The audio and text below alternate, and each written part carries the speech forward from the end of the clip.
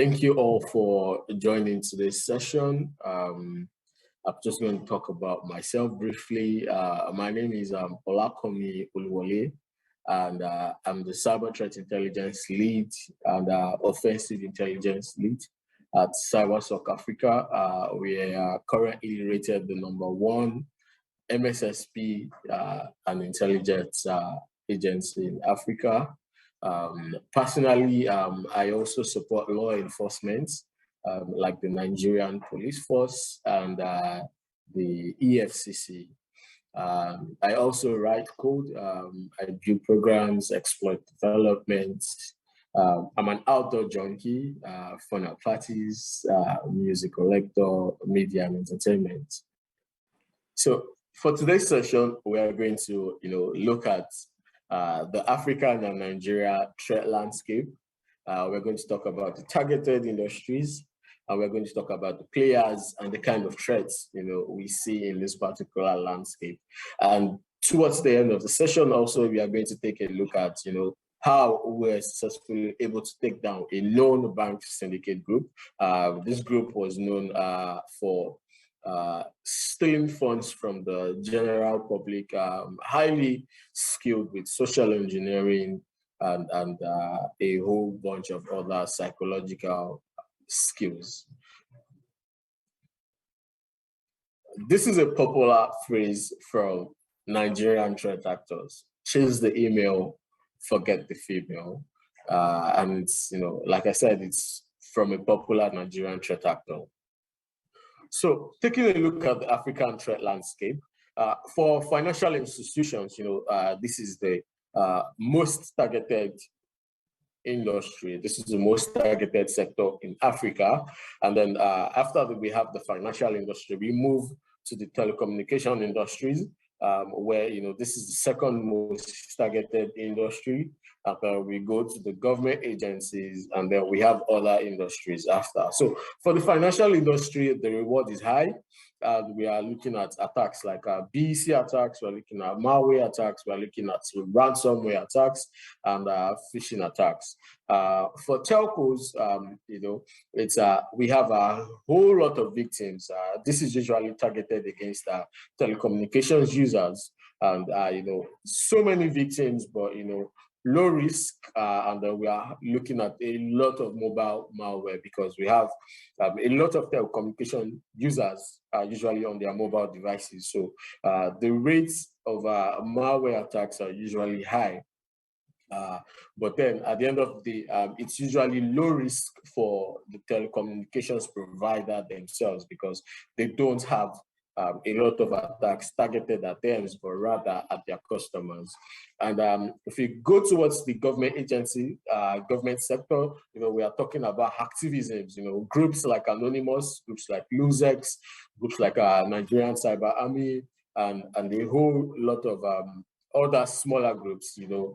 These are usually the groups attacking the government agencies, attacking government infrastructures, attacking government parastatals. And we have a whole lot of victims. We're talking about victims affecting different parastatals under the government. And the usual attacks we see are phishing attacks and impersonation attacks. And then when we go towards the other industries, we see a whole lot of phishing attack. We see a whole lot of social media takeovers, account takeovers. We see a lot of social media hacking, social media impersonation. This generally gives us the idea of what the African threat landscape looks like. So going towards the group of threat actors that we have in Africa, I'm going to start with the most known group, which is the YAHOO boys. The YAHOO boys are, young Nigerians, especially men, who carry out malicious activities ranging from romance scams to social media hacking to cyberbullying, to blackmail, to advanced fish frauds, Bitcoin scam frauds, and a whole lot of small range scams, right? And a classic example of, the most, so the most popular Yahoo boy that we all know about is Hush Puppy. And Hush Puppy is currently being indicted by the United States of America for $100 million scam during COVID-19, and is currently on trial in the United States of Nigeria. Hush Puppy was a role model for a lot of young Nigerian men, a lot of young Nigerian boys moving into the scam industry, moving into the fraud industry, learning frauds, doing small time scams. They all look up to Hush Puppy to say, okay, this is our role model. We want to be like him. And, Hush Puppy himself was not a technical person. He was, just a money launderer, but he knew the ropes of the game. He knew, where to move money from, he knew where to move money to, he knew how to clean money, and he had a whole lot of co-conspirators. And, the history of Yahoo Boys goes back into the early 90s, even before now, where it's more rampant. And over the years, we've seen a very significant increase in the rise of, Yahoo boys in the society, especially in Nigeria, in Africa, because, it's a very big industry. The fraud industry in Africa is very big. And a lot of Yahoo boys, don't even specialize in scamming Africans. They scam Europeans, they scam Asians, they scam Americans, Australians, and they basically run scams outside of Africa. But we've seen cases where a few of these guys, run local scams like impersonation, local scams like SIM swapping. A few weeks back, I talked about the business of SIM swapping in Africa, where we took a look at, how large the SIM swap industry is in Africa, and just taking a look at the average SIM swap attack. We are looking at where actors would generally, go back home with about hundreds of nairas, hundreds and thousands of nairas. The average we've seen is about 400,000 naira on the Nigerian landscape with SIM swap. We've also seen very interesting use cases of SIM swap in Kenya. We've seen cases of SIM swaps in Rwanda. But when we are talking about SIM swaps, it's more rampant in Kenya and Nigeria. Where we have serious attacks. There was a case in Kenya where we were able to address a particular threat actor, two people in particular, where they were caught with over 1,000 SIM cards used specifically to swap SIM cards. And then before you know it, they're able to have access directly to victims' bank accounts, and they were sweeping money in millions of naira. So we've seen interesting use cases of SIM swaps, and this is just what the Yahoo boys look like. We see them in the regular society, everyday life, living flamboyant with scam money, and they are completely not remorseful about it. They pride themselves in as scammers. Spending the money, scamming people, committing cyber frauds, different types of cyber frauds. And as we know it, it's a growing menace in Africa that needs to be addressed. We'll move on to the next group of known threat actors in Africa. We're talking about the SAKAWA boys. The SAKAWA boys are, more like the Ghanaian version of Yahoo boys. But then they are usually involved in what they call rituals intended to spiritually manipulate their victims. We also have a version of SAKAWA boys in Nigeria, which is called the Yahoo Plus boys. The Yahoo Plus boys. So these guys are the Yahoo Plus boys, and the SAKAWA boys are known to use rituals, or they claim to use rituals to spiritually manipulate their victims. They go to witchcraft, they go to native doctors, ask for charms, and spiritual charms just so that they can manipulate their victims. This set of threat actors flaunt stylish clothes, luxury cars, anonymous wealth, and this is the trademark actually for Yahoo boys and SAKAWA boys. Anonymous wealth. Today I live, just by myself in a self-contained, just managing to get by life day at a time. And the next thing, I'm living a luxurious life, driving fast cars, singing in the club, popping bottles, carrying women, living flamboyant lifestyles. This is the trademark of Yahoo boys and SAKAWA boys. And what they also do is they also use the same lifestyle to promote their act. And they use the same lifestyle to recruit new members into their groups. They use this lifestyle to recruit insider threats in financial organizations, especially. We've seen cases where SAKAWA boys, Yahoo boys, uses flamboyant lifestyle to recruit members of financial organizations. We've seen where they use this lifestyle to recruit government officials into their groups, promising them, flamboyant lifestyles, promising them money if they are able to, work with them and cooperate with them in ultimately targeting industries and organizations for financial gains.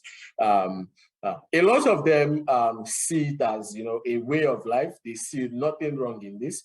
They see it as a way of life. They see it as a way to survive on a day-to-day basis. So they see scamming as a legitimate way of life. They see scamming as a way to get by life and move ahead in life. We're also going to look at a relatively new group called SILVERTERRIER. And SILVERTERRIER is actually a Nigerian threat group that has been active since 2004, right? The group mainly targets organizations in the financial fields. They target organizations with high technology, higher education, and manufacturing industries. And this group, we've observed them to use malware such as Loki bots, Agent Tesla. We've seen them use malwares like Dark Comet, and as well as a lot of stealers and rats, sync rats, and others. Some members have been arrested recently.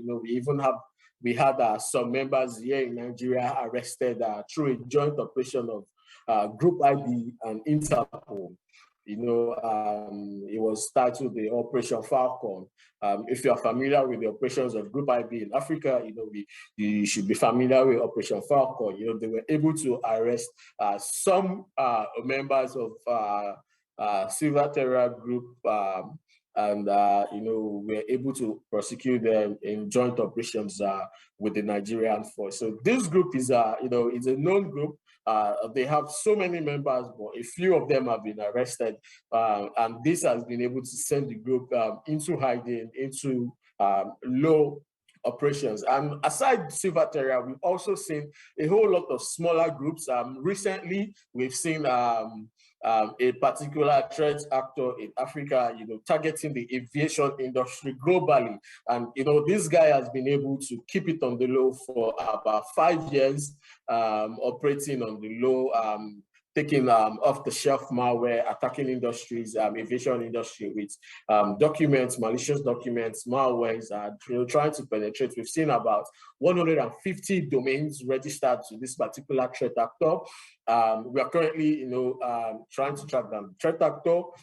We've also seen another threat actor that was arrested recently for in a scheme where that was titled ransom your employer. So we've seen this particular threat actor sending emails to employees, trying to get them to ransom their employer. And imagine a situation where this particular employee is a disgruntled employee, a previous employee that still has access to his organization, right? So we've seen cases like this, and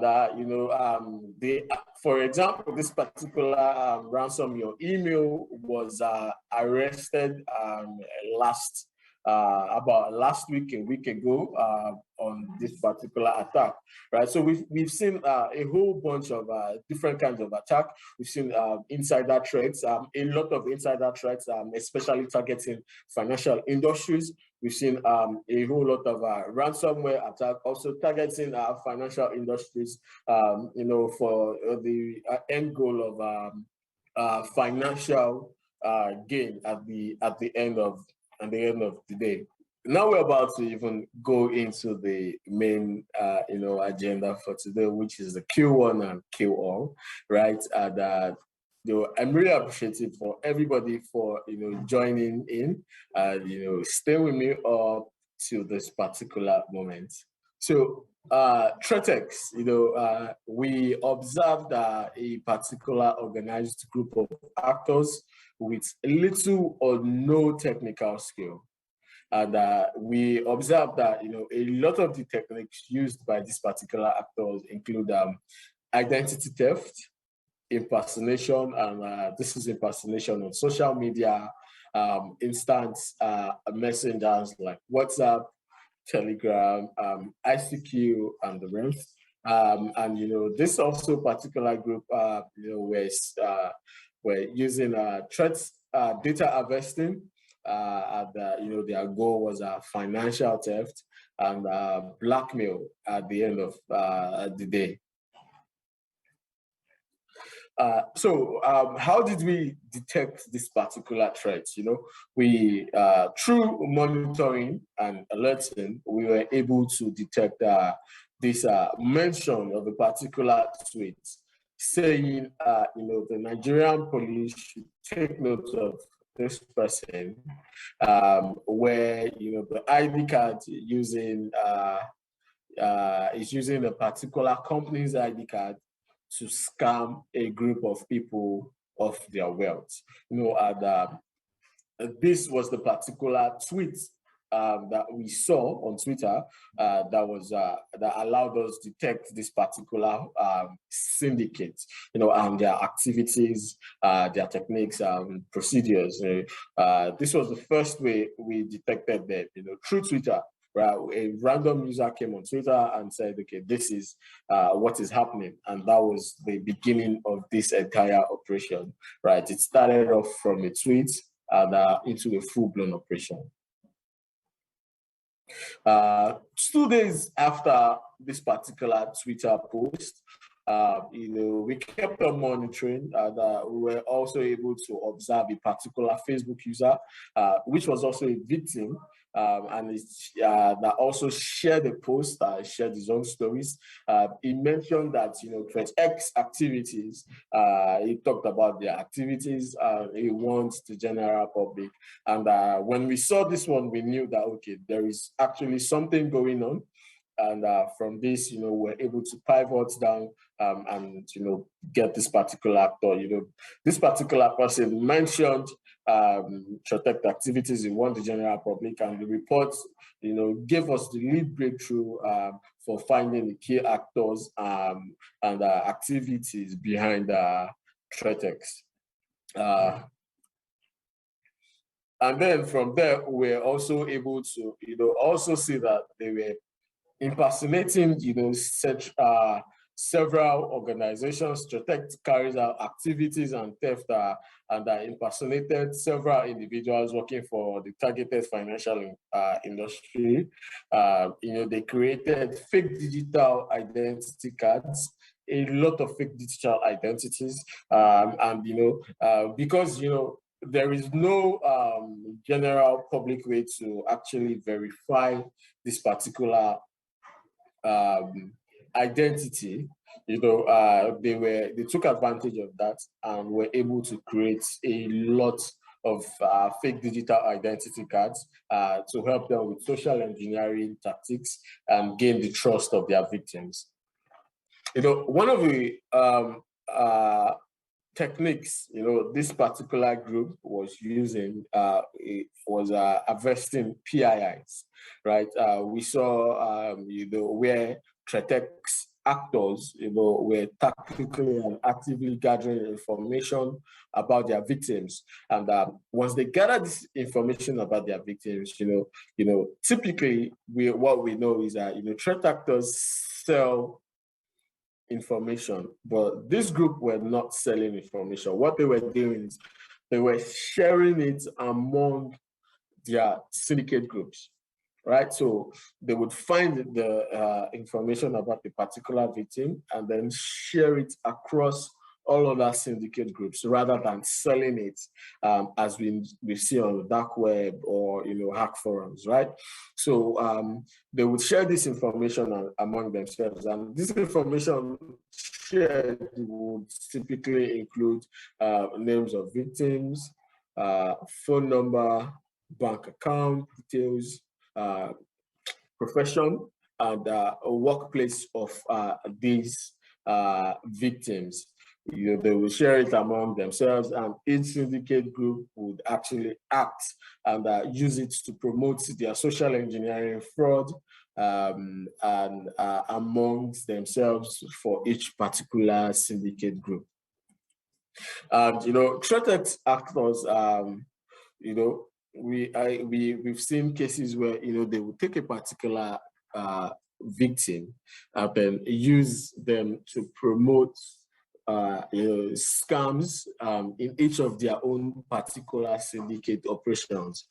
As we can see in this particular slides up here, we can see that they use the particular victim, and we're able to create several fake social media groups, add these victims to them, and then be able to propagate their scams further.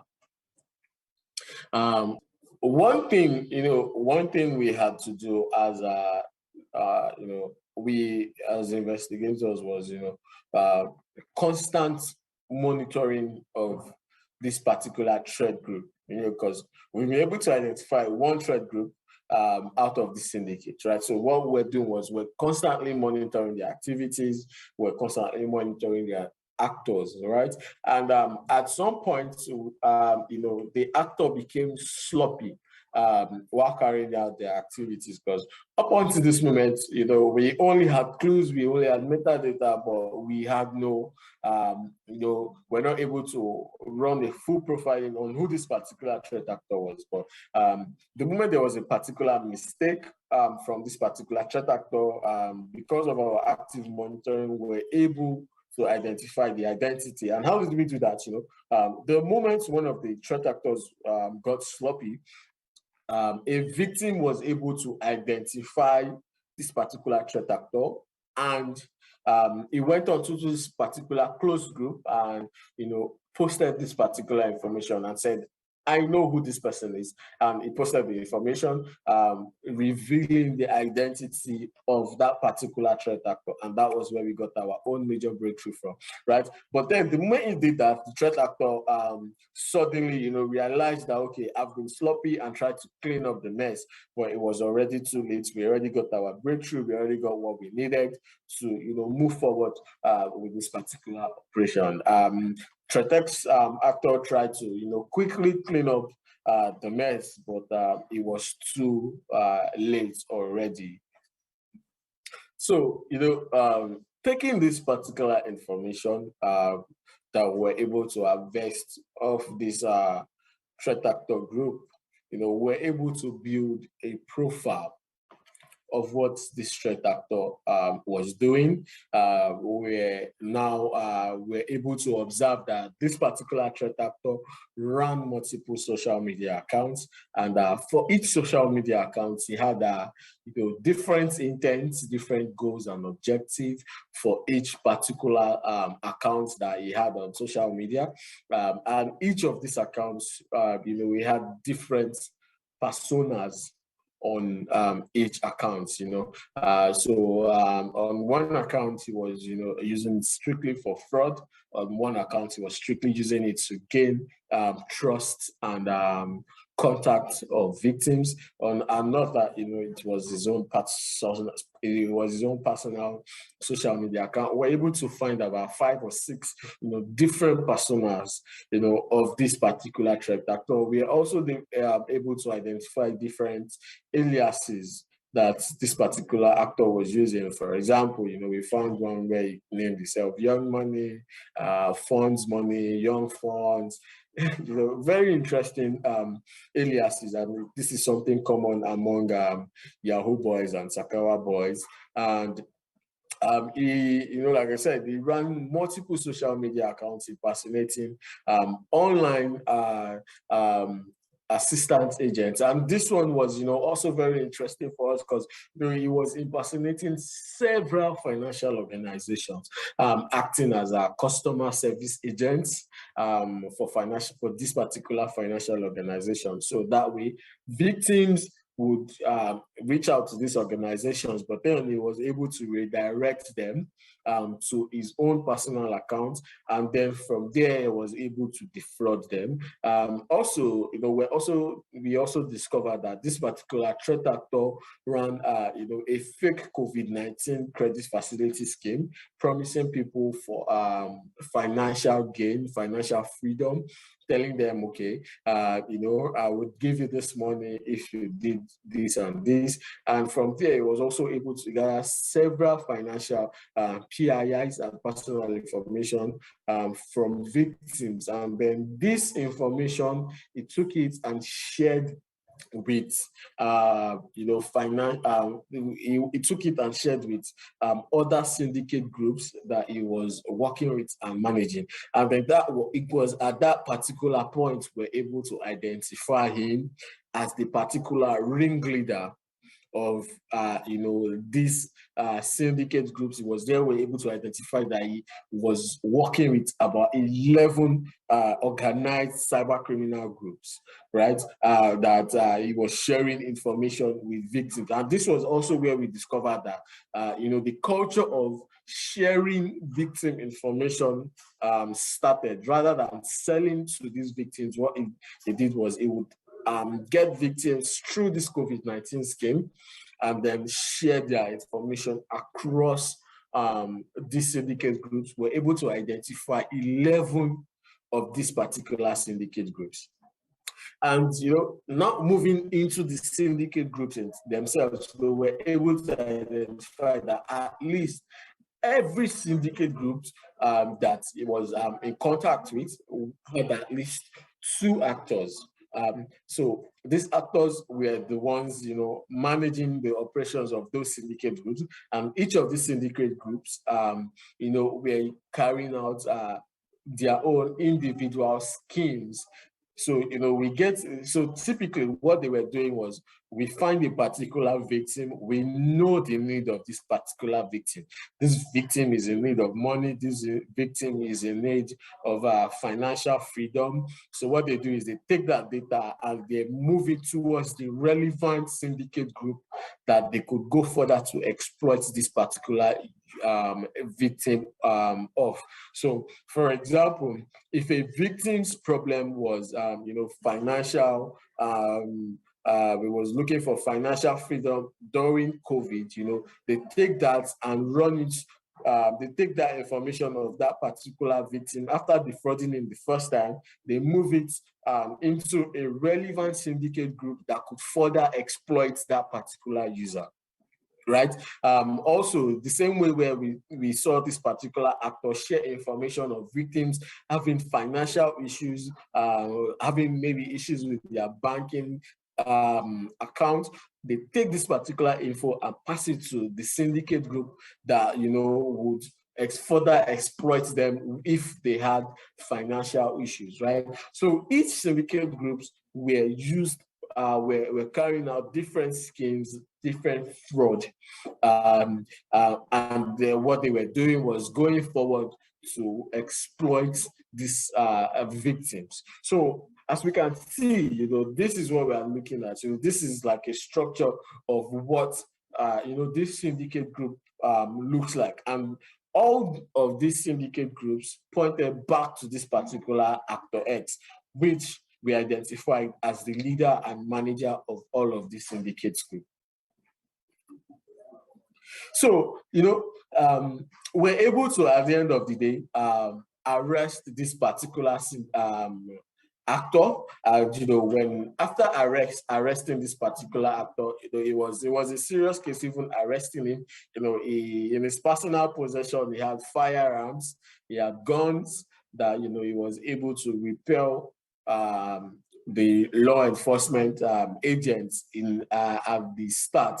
But eventually, he was captured, he was arrested, right? And then that was when we're able to now fully map out the syndicate groups, what they did, what each syndicate group was doing, and then through him, we're able to take down about 11 syndicates group operating in the Nigerian landscape. This was huge for us because this entire operation took us about 7 months, to detect, to identify, to investigate, to monitor, and even infiltrate, gain their trust, and ultimately be able to take down all of these groups. So at the end of the day, what are the takeaways for this particular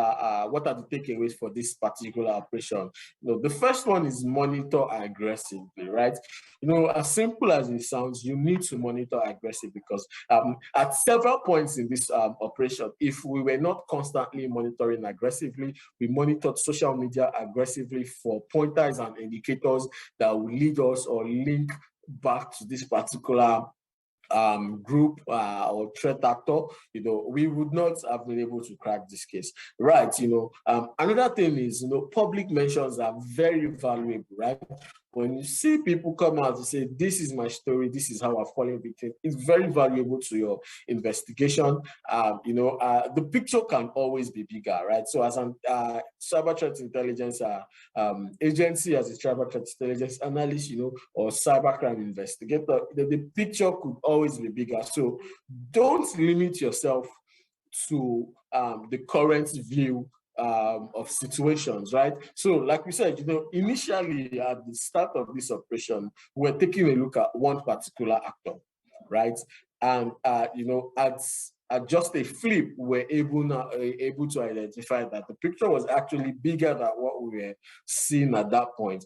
From seeing just a particular actor, we're able to now, see other groups that this particular actor, was linked with.